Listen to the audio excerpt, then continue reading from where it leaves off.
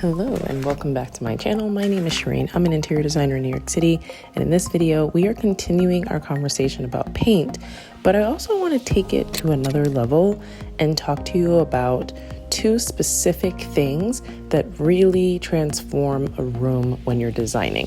One of them is paint, but there's an element you can't forget that I'm going to share, and then the other one, well, I'll mention it later on.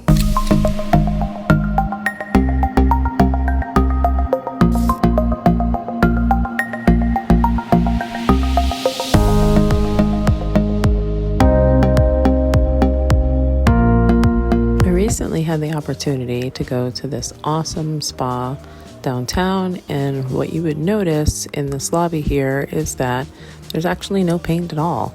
It's a wall treatment, and in this case it's exposed brick, and they did some millwork on the walls, and it looks incredible and creates a moody and kind of an editorial kind of feel in the space. And I think that we should think outside of the box from paint all of the time, because when you're trying to accomplish a really great design, paint isn't always the answer. So some of those other options outside of paint is also wallpaper.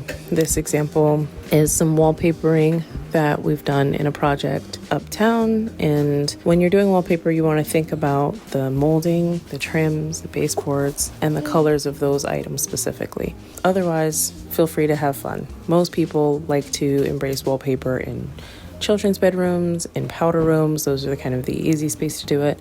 But I would say be ambitious and be bold with your prints. It's a lot of fun. You'll also see there's another space that I visited recently on my birthday, and instead of paint, they had all these open windows, and they used biophilia, which is plants that were all over the space in order to create a really tropical feel. It is another way to design a space and to create a wow factor without utilizing paint. In that same hotel that we were staying in, they did have paint in the room specifically, obviously just in the walls, and you'll notice that it was a modern and a clean look, but it also felt a little bit flat. Whereas in the bathroom, they did some tile on the walls, and that was another wall treatment that just adds a bit more interest. I really like this idea of different color tiles in order to create a pattern or design. Don't just think when you pick a tile that it's the only tile that you're going to use and that's the only way that you can create a design on your space. Utilizing different colors or utilizing different tiles to create a design are a lot more interesting. Okay, so how does color transform a room?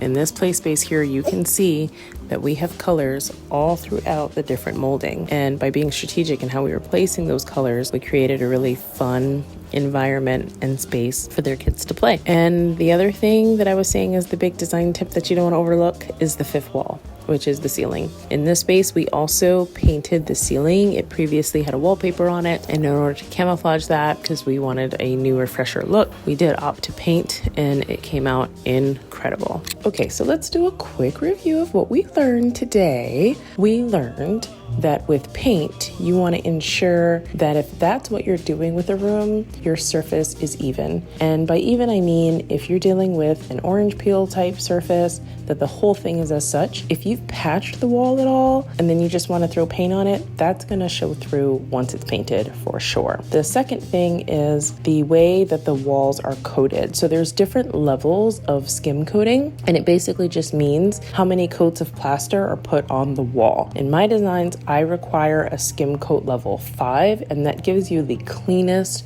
most modern finish in my opinion, and it also lays the canvas for the paint to lay really flat. Number 3, you want to make sure that you're not just relying on paint to transform a space. If you're looking at a room, there's no combination of chair, sofa, table that's just going to be so striking that you won't notice what's happening on the walls. Those wall treatments are the game changer. So it doesn't have to be paint. Don't be afraid of wallpaper. Wallpapering is also an amazing way to transform a room. With wallpaper, you can play with the molding and the trims, as I've talked about in some of my other videos, and it's a lot of fun.